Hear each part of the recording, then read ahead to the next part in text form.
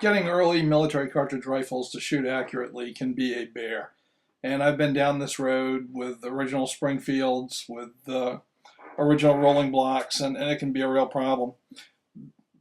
Compound that with the fact that this is a huge caliber, so it makes reloading a little more challenging anyway. But there are two ways of dealing with the 5.77 Snider cartridge. One way is to use shot shell hulls and round balls, and the other one is to use conventional brass cartridges. And we're going to run you through reloading both of them, and we'll start off with the shot shells because by far that is the easiest way to go.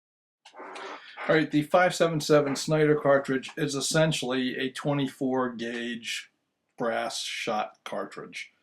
The same shot shell, basically neck down, a little bit, forms the brass case. And you can use a 24 gauge shot shell to make cartridges. I go to Graf's and Sons and I buy 24 gauge primed shells, and that's also where I get my brass cartridges for 5.77 Snider. The shells cost less than $15 for 100. The brass cartridges are $3 a piece, so you do the math, okay? But getting these shot cases are a good way to go. Now they come 2.5 inches long, and you need to cut them down to 2 inches. But other than that, once you cut them down, put in some powder, a round ball, and some grease, and you are good to go. And they are actually very, very accurate. So it's a good way to load them. And we'll just show you how we do it. It's very simple.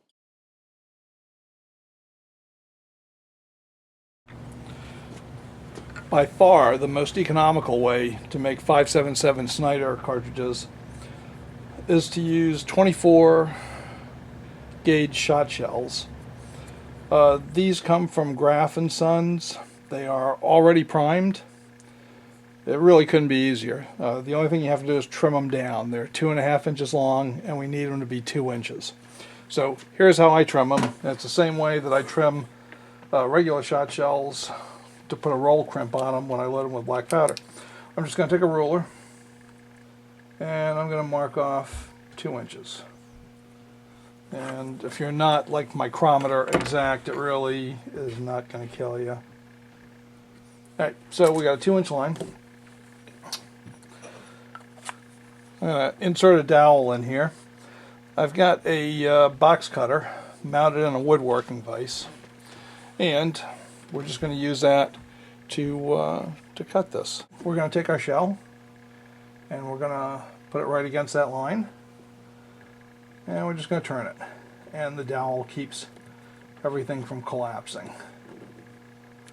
And we should get a nice even cut. So pull that right off, and there you go. You can see we've got a nice even cut.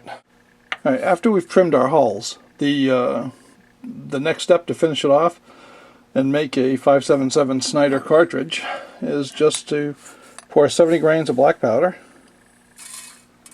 which we will do. Level that off and just dump that right in. Alright, then we're going to take a 60 caliber round ball, pure lead, and we're just going to pop it right in the top. So I'm just going to push it down until it crunches. Okay, I hear the powder crunch a little bit. I'm there. Alright, now my last step is I'll just take a piece of black powder lube, and I make this out of 60% lamb's tallow and 40% beeswax. And it's the same lube that I would use to lube bullets or to lube the chambers of cap and ball revolvers. And I am just going to fill this in.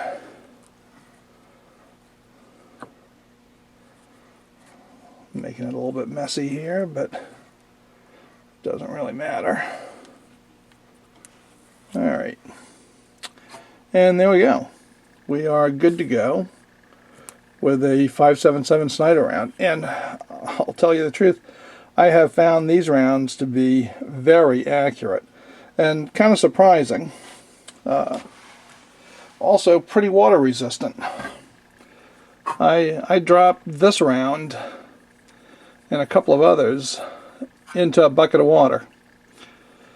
Pulled them out, and I dropped 3 of them in. I shot 2 of them and saved this one, no problem. That grease seals them up very well. It's not going anywhere. I mean, I wouldn't want to be underwater for an hour with it, but it's pretty much almost as watertight as having a regular brass cartridge case. So that's the cheap man's way of making 5.77 Snider. So you can either pay $3 a piece for Jameson brass, or you can make these for really a few cents. Now, if you're driven by the same sort of masochistic impulse as I am, you will probably want to start loading brass cartridges for the 5.77 Snider. You can see on the screen 2 different versions of that cartridge. The version on the right is out of new brass. And if you look up at the bullet, you're going to see that it's bulged where it goes into the brass. Almost makes like a little hourglass where it bottlenecks. And then, of course, it flares out to where the powder is. And if you look to the left, which is a fireform case, you'll see that's pretty straight, not much of a bottleneck, more tapered.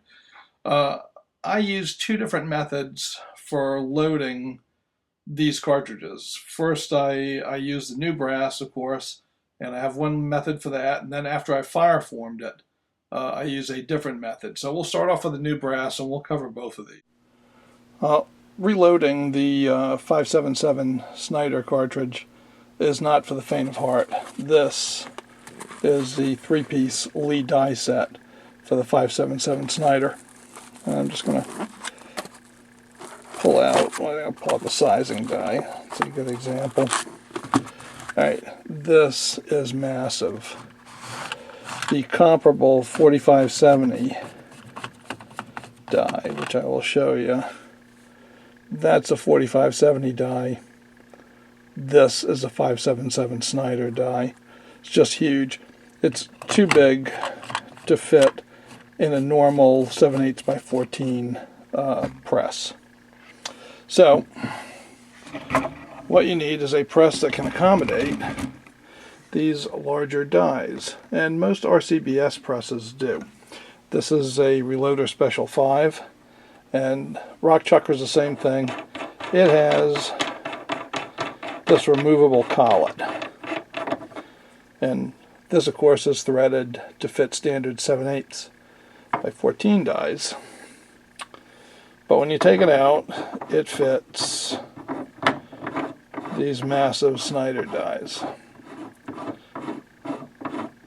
and that's exactly what you need to have. So if your press can't accommodate that, it's going to be hard for you to reload brass cases.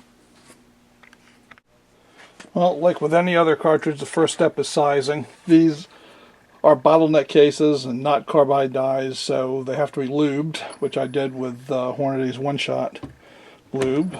So I'm just going to run them up into the sizer, which they are already pretty well sized. The next operation is going to be case mouth expansion and putting the powder in. And to do that, I use a drop tube attached right to the press. So as you can see right here, we've got some copper plumbing pipe, and that just goes up until you see the funnel up there. Now, that looks like it's 10 feet up, but it is actually a 2-foot drop tube.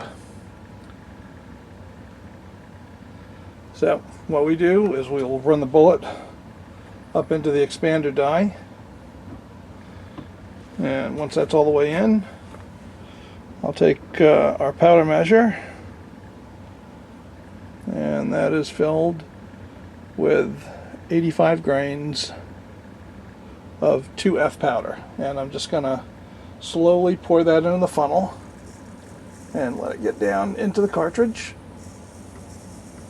and that'll settle in. And 85 grains has been a pretty good load so far for me with this cartridge. So we run her down, and now you can see we've got quite a bit of black powder in there. The final step in the process with the brass cases is loading and seating a bullet. Now I'm using 5.77 diameter mini balls. You can see it's a hollow based bullet. This would be the same thing that would have been loaded from the front end in an Enfield musket. It has 2 grease grooves. I've lubricated it with my black powder lube, which of course, as I've told you on other occasions, is 60% lamb's tallow, 40% beeswax. Now, these 5.77 bullets, I'm not holding out great hopes for accuracy on this. So far, they've not delivered very well for me, but this is new brass, and I actually can't get a bullet bigger than this in new brass. Now, I've got some brass that I've already shot that's fire formed, and I'm going to try loading later 5.85 and 5.95 bullets in that to see if that improves the accuracy. But right now, these shoot best through a heavily fouled bore, which is, I guess, because it's becoming like a shotgun, and it's able to touch the sides. But I can shoot from 25 yards. I can shoot 2 and 3 inch groups with these when the bore is heavily fouled. When I clean the barrel, I shoot literally a 1 foot group with these bullets. But with the 60 caliber round balls, I can shoot 2 inch groups all day long from 25 yards. So we're going to show you how you load these, and that'll be the last step to making the finished ammo. So basically, we are just going to get it right on top here. Now I can't open this enough to seat it inside that well, but I'm going to run it down, and we'll put a little crimp on it. And there we go. We've got a finished round. Now, as you can probably see, there's a little bit of an hourglass shape up here. There's much more of a bottleneck here than there is on the fired rounds. So this opens up substantially. Now we'll take a look at the process for loading the fire form brass. Now we're going to follow a different reloading procedure now for this once fired brass than we did for the new brass. And I'll show you that. We are going to start off now, instead of using the sizing die, because I don't want to resize this, we're going to start off with the case mouth expansion die and the powder funnel die. Now, I'm actually not going to get any case mouth expansion off of this at all. So I'm really only doing it for the drop tube. And that's because I want to get my 85 grains of powder well settled in there, just like I did in the other case. So I'm going to use this die with my drop tube and funnel. And there we are. So as you can see, we really have not expanded the mouth at all, but we've got some good black powder in there. Right now we're going to go to the bullet seating die, and in this once fired case now I'm going to be able to get this 5.83 bullet in. Now this is a 3 grease groove bullet, so it carries a little more lubrication. I'm happy about that. It's also a hollow based mini ball, and we'll get her in.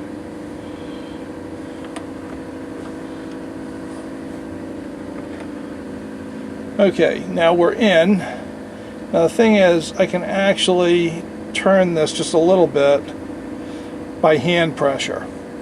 So I want to do a little bit of neck sizing on this to just kind of bring it down just a hair. All right, so now I've got my sizing die, and what I did is I removed the decapper pin from it. I just unscrewed the tension bolt that holds it in. So I've been decapping off of the press with a handheld decapper. And I'm going to put the sizing die in as the last step. And I don't want to go all the way down with it the way we did on the new shells when we were full length resizing them. What I'm going to do is I just want to get some neck tension on that. Good. Okay, that's it. So now we just have to take these out to the range and see how they shoot.